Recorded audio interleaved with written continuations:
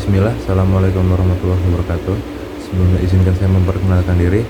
Saya Ahtar Aditya Surendra dengan NPM 2513034030. Dan di video kali ini saya akan menjelaskan luas daerah rawan longsor di Provinsi Lampung.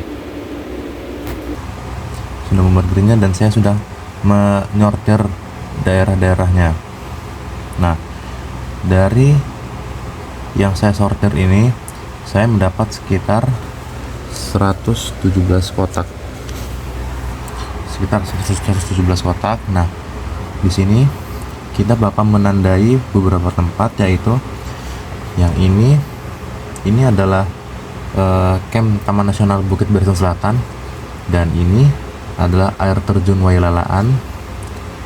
Yang ini adalah Universitas Malahayati. Di sini adalah apa itu namanya, Tahura Wan Abdurrahman. Di sini Unila, dan ini adalah kantor gubernur Provinsi Lampung. Nah, baik, yang pertama itu kita menghitung luas daerah rawan bencana longsor Provinsi Lampung, menghitung dengan menggunakan metode grid. Nah, skala yang tertera ini 1:1.745.454. Nah, hitungannya kurang lebih sama seperti kemarin. 0,5 di peta itu sama dengan 17,45 km di lapangan. Nah, jadi luas kotak di peta itu 0,5 cm. 0,5 cm dikali 0,5 cm sama dengan 0,5 cm kuadrat. Jadi luas kotak di lapangan itu sekitar 17,45 km. Nah, kemudian 17,45 km dikali 17,45 km sama dengan 304,50 km. Nah, untuk menghitung luasnya, luas daerah rawan bencana ini, luas wilayahnya, yaitu dengan menjumlahkan antara jumlah kotak di peta dikali luas di lapangan. Nah, karena saya mendapatkan 117 kotak, maka 117 kotak itu dikali 304,50 km kuadrat itu sama dengan 35.626 km kuadrat. Jadi luas daerah rawan longsor di Provinsi Lampung itu sekitar 35.626 km. Yang kedua itu cara mencari lokasi menggunakan titik koordinat. Nah, yang pertama itu ada Tahura Wan Abdurrahman, kemudian ada air terjun Wailalaan, kemudian ada Taman Nasional Bukit Barisan Selatan, yang keempat ada kantor gubernur Provinsi Lampung, dan yang kelima itu ada Universitas Malahayati. Nah, caranya begini. Tahura Wan Abdurrahman, saya sudah mencari lokasinya di Google Map, yaitu sekitar titik koordinatnya itu berada di titik 5-5,43696 derajat itu lintang, dan 105,15709 derajat itu di bujur. Skala peta yang tertera itu sekitar 1:6,35. Nah, garis terdekat bujurnya itu 105 derajat. Nah, maka cara mencari selisih titik koordinat lintangnya itu berarti 5,43696 derajat dikali 5 dikurang 5 sama dengan 0,43696 derajat. Nah, kemudian 0,43696 derajat ini dikali 6,35 sama dengan hasilnya 2,770886 cm. Nah, kemudian selisih titik koordinat yang bujur.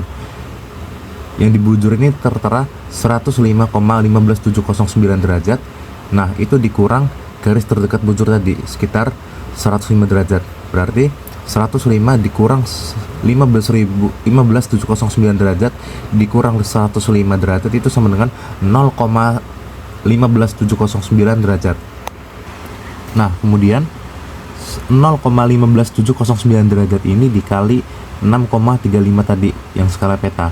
Berarti itu hasilnya 0,9975215.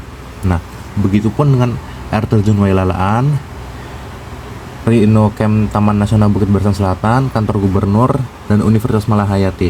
Cara mencarinya, lalu setelah menghitung semua itu tadi, setelah kita menghitung cara mencari lokasi menggunakan titik koordinat, lalu kita di sini mencari azimut, baik azimut dan bearingnya.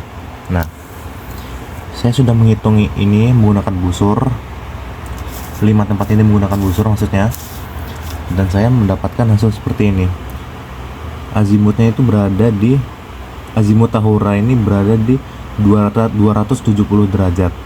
Nah, jika azimut yang didapatkan itu lebih dari 180 derajat, maka hasilnya itu dikurang 180, seperti ini.